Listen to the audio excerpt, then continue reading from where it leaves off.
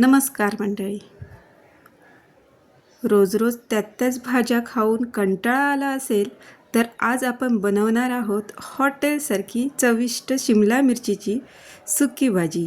ही भाजी बनवायला खूप सोपी आहे आणि डब्यासाठी तर एकदम परफेक्ट आहे. भाजी स्वच्छ धुवून घेतली आणि मीडियम कापून घेतली.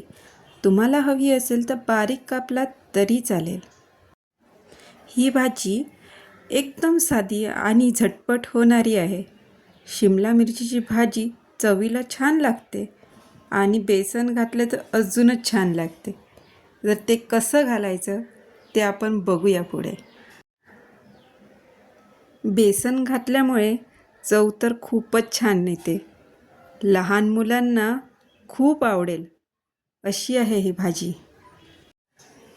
तुम्ही पाहू शकता मी भाजी कापून घेतली आहे. चला तर मग बनवायला सुरू करूया. सुरुवातीला कढईत 2 चमचे तेल गरम करून घेतले. तेल गरम झाल्यावर त्यात थोडं जिरं टाकलं.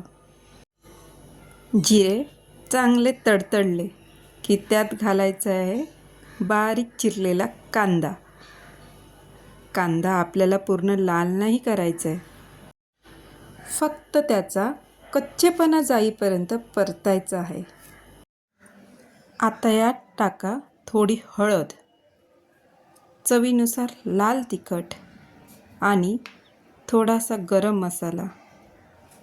जर तुम्हाला भाजी थोडी चविष्ट हवी असेल तर तुम्ही यात थोडं आमचूर पावडर किंवा चाट मसालासुद्धा टाकू शकता.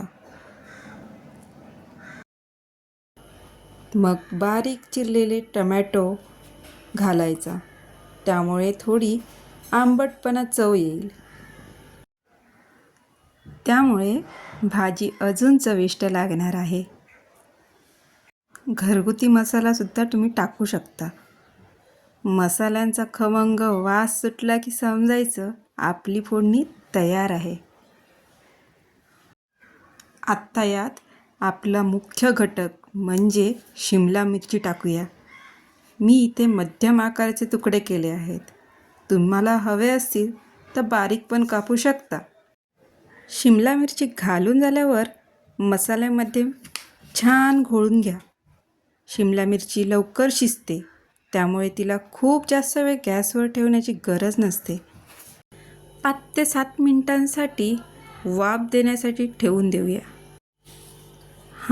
मात्र महत्त्वाची एक टीप, या भाजीत पाणी अजिबात टाकायचे नाही.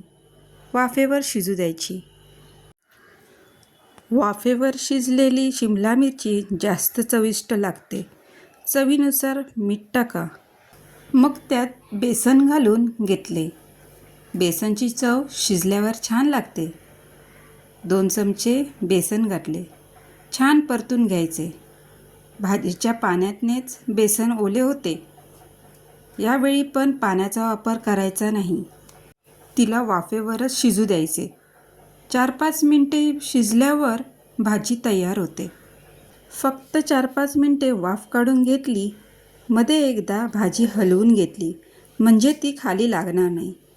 शिजल्यावर भाजीचा रंग बदलतो. बघा, भाजीचा रंग किती छान आला आहे. शेवटी वरून भरपूर बारीक चिरलेली कोथिंबीर टाका. ही भाजी तुम्ही गरमागरम पोळी, फुलका किंवा वरण भातासोबत तोंडी लावणं म्हणून खाऊ शकता. तुम्ही ही रेसिपी नक्की ट्राय करा आणि कशी लागते ती कमेंटमध्ये सांगा. व्हिडिओ आवडला असेल तर लाईक, शेअर आणि सबस्क्राईब करा. थँक्यू.